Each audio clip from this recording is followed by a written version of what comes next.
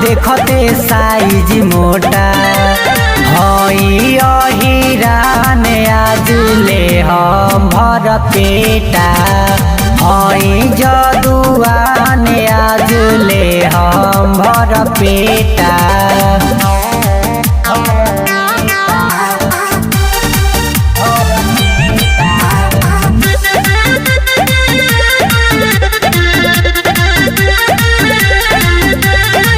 पल्ला झाड़ के ऐसे न भागो मन के हमारा न तोरल कर हाजीपुर के केला ह बबुनी मुँह में धई के हुरल कर।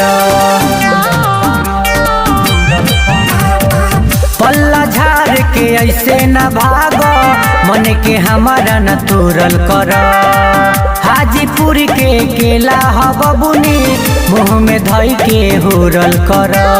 5 मिनट में करे लगबू छोड़ा दर्द होता अरे छोड़ा दर्द होता हई अहिरान आज ले हम भर पेटा हई जदुआन आज ले हम भर पेटा।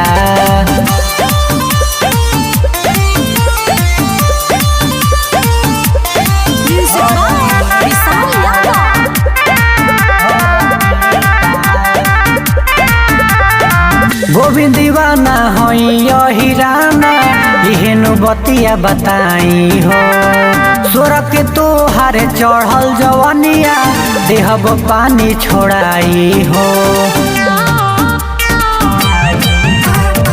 गोविंद दीवाना हई अहिराना इहेनु बतिया बताई हो सोरा के तोहार चढ़ल जवनिया देहब पानी छोड़ाई हो।